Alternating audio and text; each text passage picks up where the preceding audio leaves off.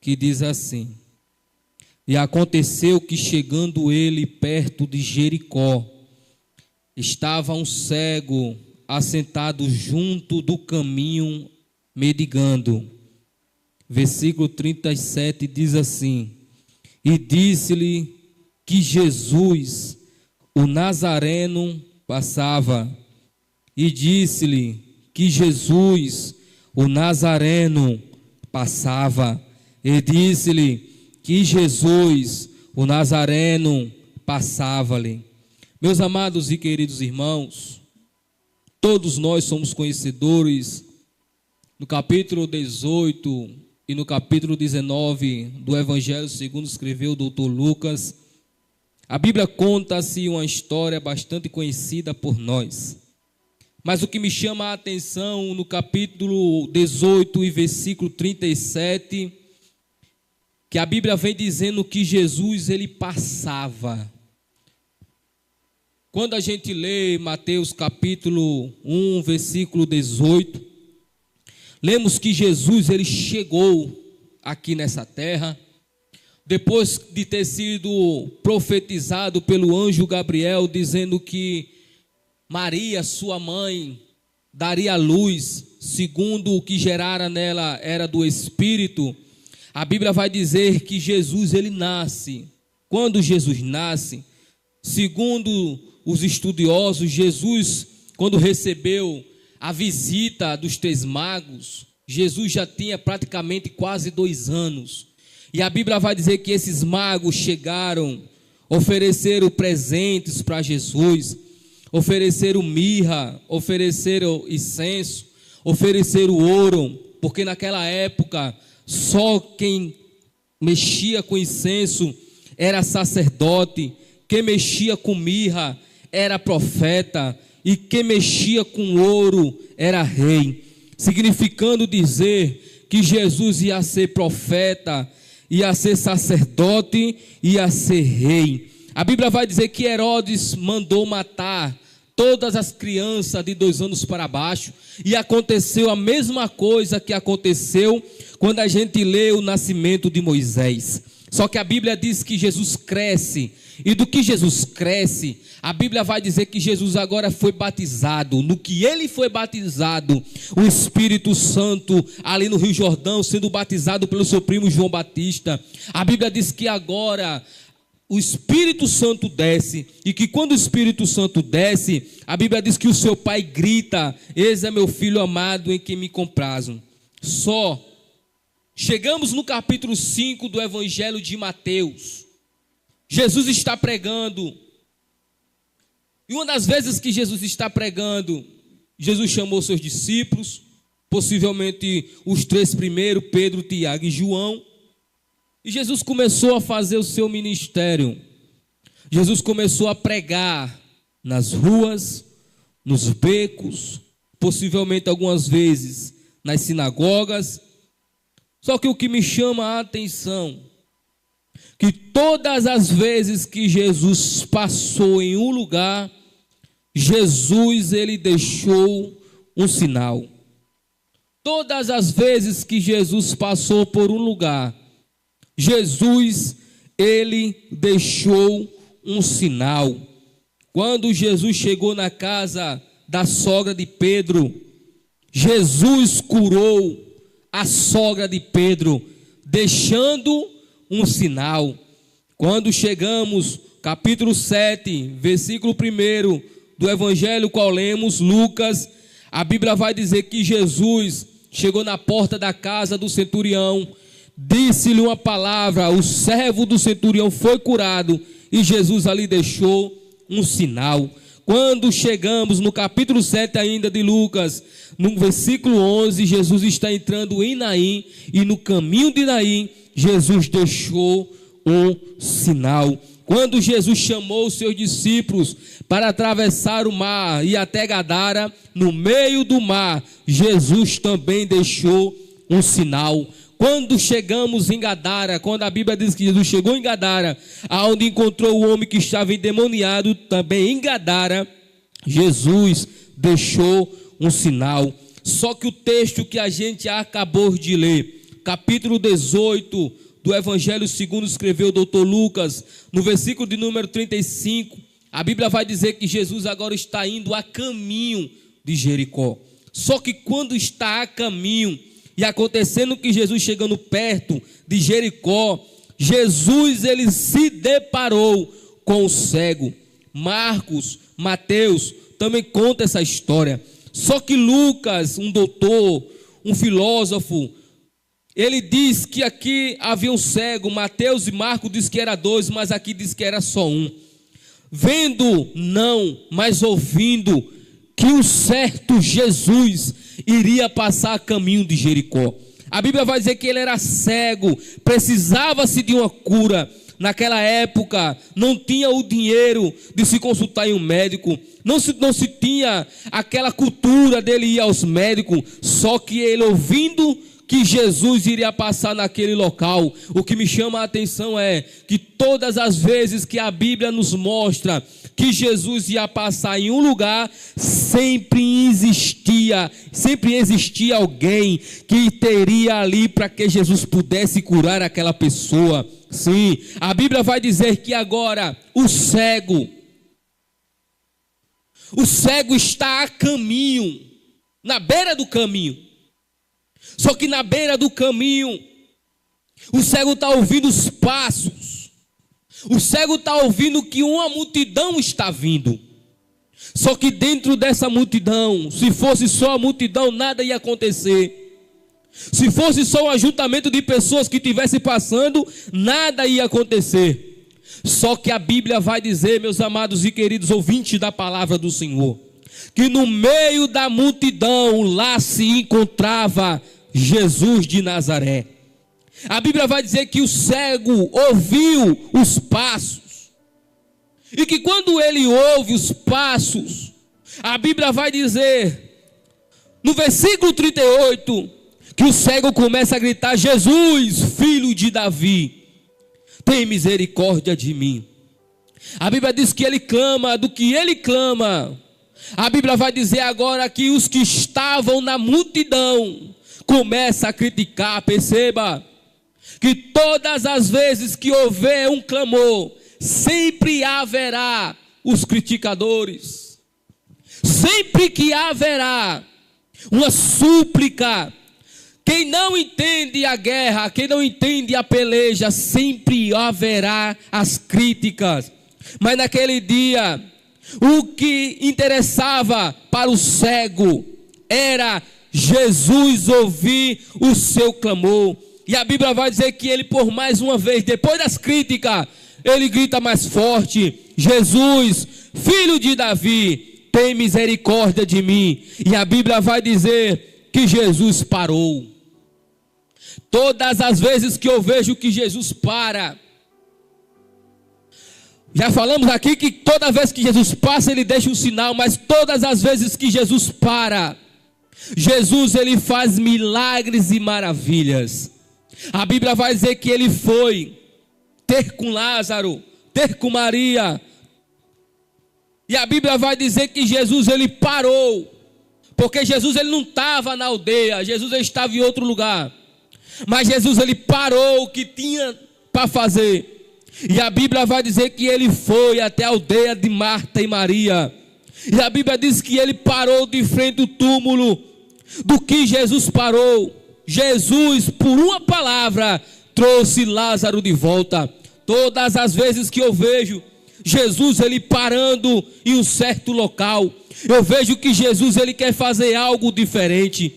Toda vez que eu vejo Jesus parando em um local, eu vejo que Jesus ele quer mover-se as águas. A Bíblia vai dizer, capítulo 5 do Evangelho segundo escreveu João, que Jesus ele parou em um certo local, onde tinha coxos, cegos, aleijados, uma multidão de enfermos. Jesus ele parou na frente de um paralítico e perguntou para o paralítico: o que queres que eu te faça? Todas as vezes que Jesus parou na Bíblia Sagrada, não foi para ficar parado, e sim para se movimentar. Aquilo que estava dentro de Jesus passou para quem estava enfermo. Só que a Bíblia vai dizer que Jesus pergunta para o cego: o que queres que eu te faça?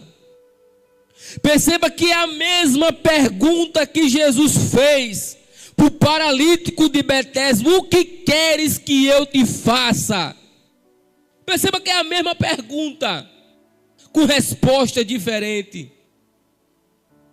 O homem que estava aleijado disse: Senhor, eu estou aqui há tanto tempo, e todo ano que um anjo desce e outros entram no meu lugar e é curado, e eu não sou. Aqui o cego está dizendo: Senhor, que eu veja. E a Bíblia vai dizer que pela fé o homem foi curado. A fé, irmãos, é uma palavra tão pequena de 2 letras que traz uma explosão de milagres. Aquele que ouviu, e aquele que creu, e aquele que teve fé que podia receber a cura, foi curado. Perceba que pela fé, quando a gente lê Hebreus capítulo 11, na galeria da fé, só chegar aonde chegou através da fé. Glória a Deus. É a fé. A Bíblia vai dizer que agora os que criticaram, os que mandaram o cego calar a boca, foram pegar o cego. Segundo alguns estudiosos, diz que a multidão parou para ver o que Jesus ia fazer. Porque quando Jesus vai fazer algo na nossa vida, tudo tem que parar para ver o que Jesus vai fazer. Todas as vezes que Jesus parou, fez, e todos glorificavam a Deus. E o povo, vendo isso, dava louvores a Deus. Capítulo 19. Porque Jesus, ele fez o milagre, mas Jesus, ele não podia ficar ali. Jesus voltou a caminhar com a multidão. Jesus estava a caminho de Jericó. Só que o que me chama a atenção é: a notícia chegou em Jericó. A notícia do que Jesus fez a caminho, no caminho, na beira do caminho, chegou em Jericó. E ali aquele cego, segundo os estudiosos dizem, que Zaqueu, chefe dos publicanos, ia e roubava aquilo que os pedidores de esmola tinham. Só que agora o cego já não é mais cego. Aquele que dava lucro para Zaqueu agora já não é mais cego. E a notícia chega até Zaqueu. E a Bíblia vai dizer que Zaqueu, confundido, ele quer saber quem foi que curou o cego. E a Bíblia diz que ele subiu em uma figueira brava, em outras palavras, em um fruto de um sicômoro, segundo algumas traduções da Bíblia. E ele quer saber quem é esse Jesus. Zaqueu, por ser de estatura pequena naquela época, uma pessoa numa estatura e um estatuto que Zaqueu tinha, não podia correr, mas Zaqueu correu, subiu em uma árvore, tinha muito espinho. Só que a Bíblia vai dizer que Jesus, quando chegou embaixo da árvore, mais uma vez a gente vê que Jesus, ele parou. E eu não vejo de Gênesis a Apocalipse, da Apocalipse a Gênesis. Já procurei muitos livros, comentários e não achei quem foi que falou o nome de Zaqueu para Jesus. Porque Jesus, ele conhece o nosso nome. Jesus, ele conhece a nossa história. A Bíblia vai dizer que foi o próprio Deus que disse para Jeremias: antes que houvesse formado no ventre da tua mãe, eu já te conhecia. A Bíblia vai dizer que Jesus agora parou embaixo da figueira. E ele vai dizer: Zaqueu, desce depressa, porque hoje me convém pousar em tua casa. É a primeira vez de Gênesis, Apocalipse a Gênesis, que a gente vê Jesus se convidando para ir numa casa de alguém. Jesus sabia como é que estava a casa de Zaqueu. Jesus sabia como é que estava a vida de Zaqueu. Jesus sabia que o Zaqueu precisava, não era de dinheiro, não era de ouro, não era de prata. O que Zaqueu precisava estava na mão de Jesus. A Bíblia vai dizer, historiadores contam, que o nome de Zaqueu significa Deus se lembra, Deus se lembra. Deus, ele ainda se lembra de você, meu irmão. Deus, ele ainda se lembra de você, minha irmã. A Bíblia vai dizer que Jesus desce. A multidão está com Jesus e começa as críticas. Ele vai na casa de um ladrão. Ele vai posar na casa de uma pessoa que é acostumado a roubar. Mas Jesus, ele sabendo o que ia fazer na casa de Zaqueu, Jesus nunca deu ouvido para as críticas. Pelo contrário, Jesus fez tanta coisa que perturbou a cabeça daqueles que criticavam. A Bíblia vai dizer agora que Zaqueu ouviu, creu, e no caminho descendo para sua casa, a Bíblia vai dizer que Zaqueu agora comovido com a presença de Jesus. Porque quem comove, irmãos, o coração não é o pregador, não é o cantor.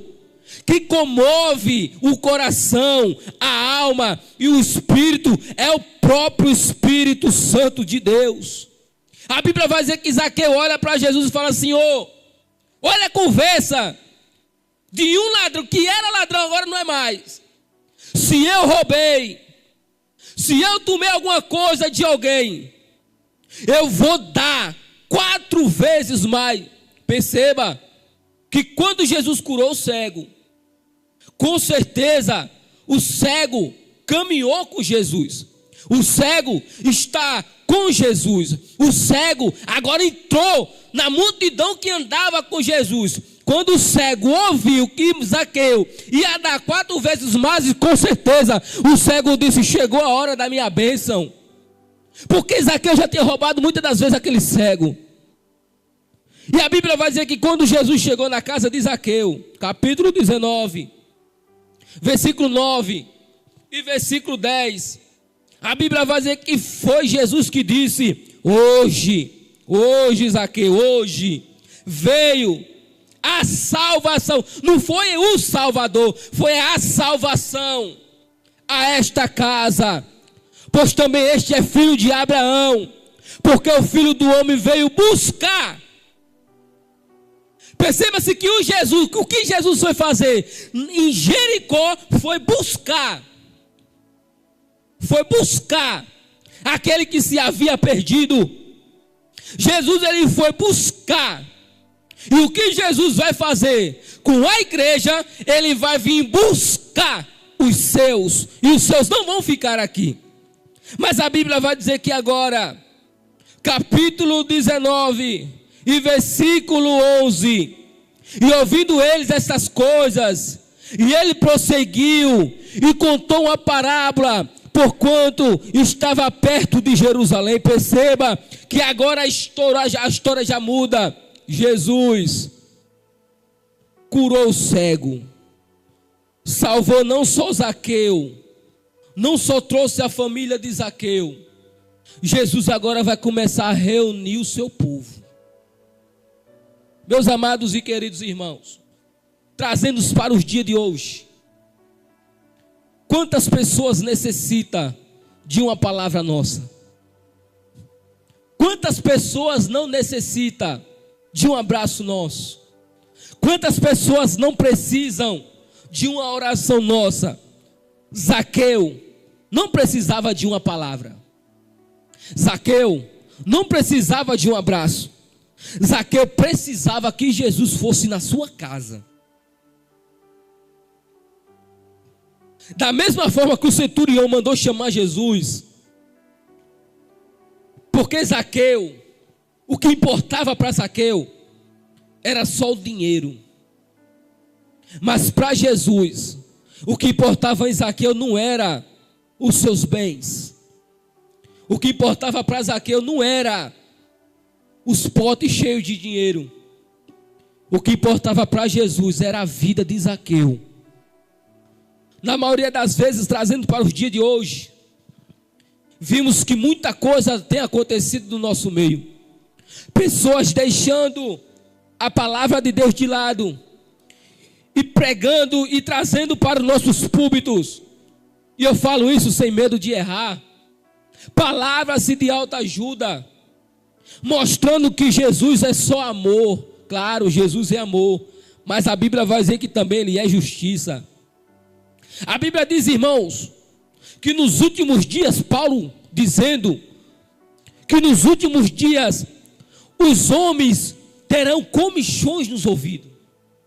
Se Zaqueu tivesse comichões nos ouvidos, Zaqueu não teria sido salvo. Se o cego tivesse comichões nos ouvidos, não teria ouvido a multidão passar e Jesus no meio. O que eu quero dizer nesta manhã é: tem muitas pessoas hoje que estão igual os fariseus. Os fariseus escutavam, entrava no ouvido e saía pelo outro. A palavra não fazia raiz. Só que Zaqueu, ele vai nos ensinar algo muito profundo. Além dele vir na minha casa, além de ele mesmo se convidar para dentro da minha casa, além de eu abrir a minha porta da minha casa para Jesus, eu vou abrir a minha vida. Todas as vezes que eu vejo na Bíblia Sagrada que Jesus ele entrou na vida de alguém, essa pessoa já não é a mesma. Perceba, Atos capítulo 9, a Bíblia vai dizer que Saulo de Tarso, quem era este homem? Todos nós conhecemos. A Bíblia vai dizer que ao caminho de Damasco, ele viu o resplendor de luz. Ele escutou a voz de Jesus. Ele escutou aquilo que a multidão que estava com ele não escutou. Não é como a gente ouve. Não é da forma que Jesus fala conosco. É a forma que a gente obedece a voz do Mestre. Perceba, Pedro pecou. Pedro negou. A anciã disse: olha, tu parece com ele, tu anda igual a ele, a tua fala é igual a dele. Irmãos, você que me ouve nesta manhã, não tem como a gente se esconder do nosso chamado. Não há como a gente se esconder daquilo que a gente foi vocacionado. Se a gente anda igual a ele. Se a gente fala igual a ele. Se a gente se veste igual a ele. Por quê? Efésios capítulo 4, versículo 19 diz: não aprendestes assim a Cristo. Aqui Paulo está revelando o padrão, modelo do cristão. Se Jesus falava assim, eu tenho que falar como Jesus. Se Jesus andava assim, eu tenho que andar como andou Jesus. Se Jesus se vestiu assim, eu tenho que me vestir igual a Jesus. Não temos que se enquadrar com o padrão do mundo, não. O nosso padrão não é daqui. Paulo vai dizer que a nossa alma, o nosso espírito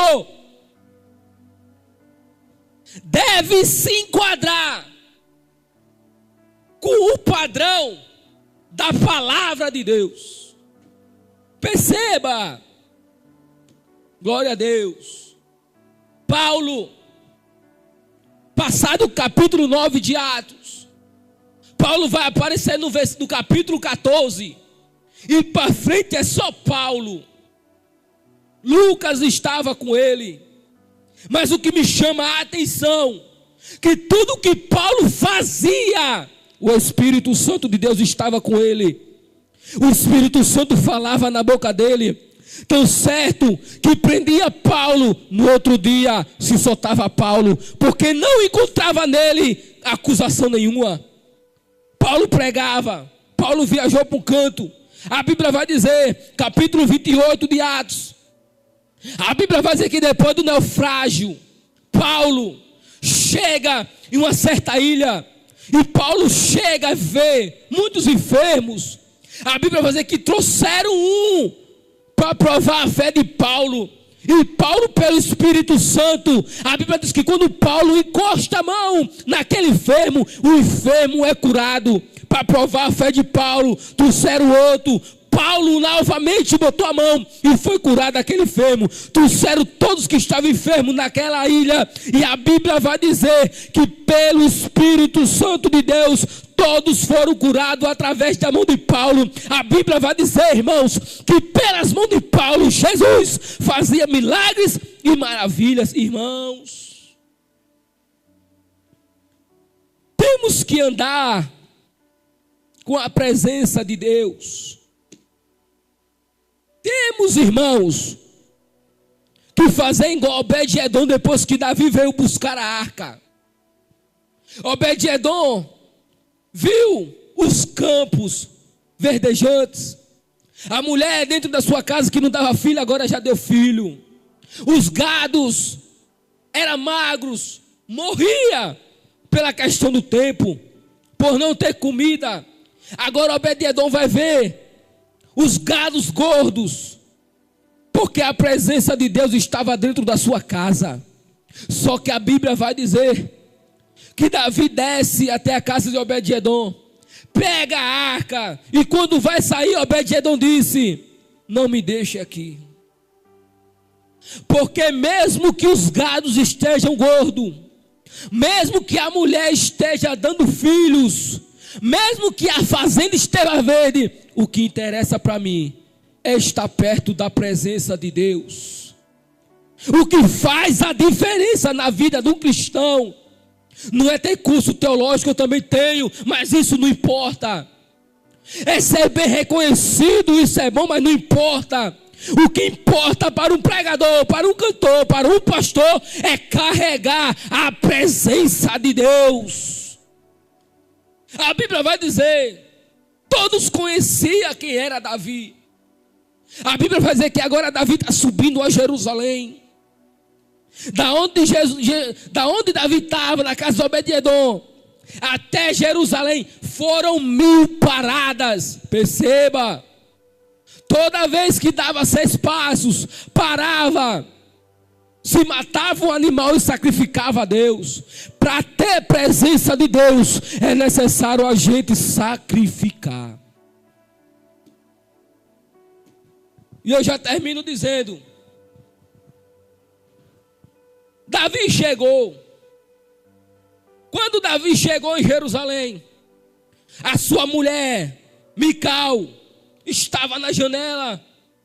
Quando ela estava na janela, viu Davi, porque quem tem presença de Deus não fica parado mesmo com as críticas.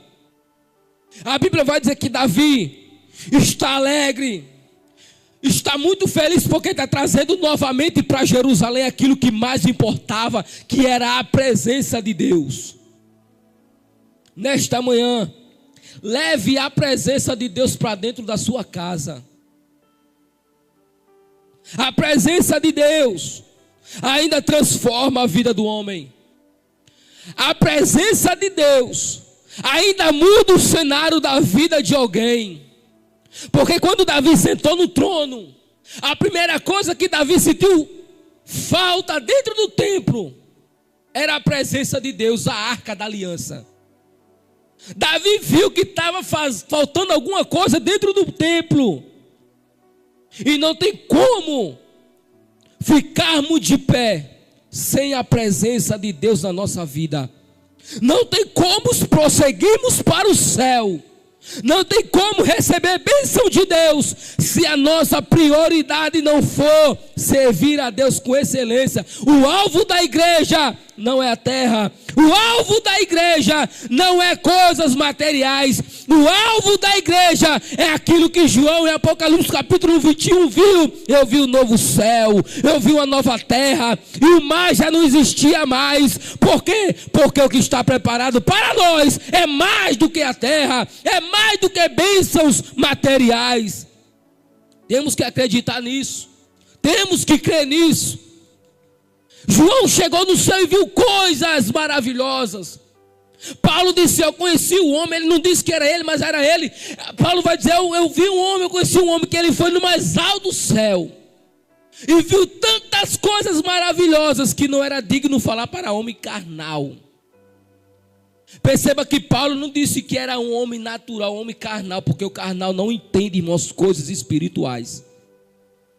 Não tem como entender quem não está regado junto ali na videira. E quem é a videira? Jesus. Jesus disse: eu sou a videira verdadeira e o meu pai é o lavrador. João capítulo 15. Aquele que não está em mim é cortado e lançado fora. Não é eu que estou dizendo, foi Jesus. Só que Paulo não escreveu. E que quando João é arrebatado do céu, que quando João chega na terra, antes de João falar alguma coisa, Jesus disse: João, pega um papel, uma caneta e escreve tudo aquilo que você viu. E hoje, irmãos, Mateus capítulo 24, tudo está se cumprindo. Apocalipse, tudo está se cumprindo. E se você for ver os sinais que antecedem a volta de Jesus, se você for estudar, o único que está faltando, a trombeta tocar. Pai matando filho, filho matando pai, isso sempre teve. Guerra entre as nações, isso sempre teve. Os homens amando assim, isso também nunca sempre teve. Mas se tem uma coisa que alerta a igreja, se tem uma coisa que chama a atenção da igreja, é preparar os ouvidos para ouvir o soar da última trombeta. A trombeta vai tocar. Tessalonicenses, 1 Tessalonicenses capítulo 4 vai dizer que é o mesmo Senhor. Quando Jesus subiu ao céu, Atos capítulo 1, versículo 10 e 11, foram os anjos que vieram dizer: esse mesmo Jesus que vocês vão estar vendo subir, é o mesmo que vai descer. Paulo está dizendo aqui que é o mesmo Jesus. E ele está vivo para todos sempre. Temos que crer. Aquilo que Pedro e João e Maria Madalena viu.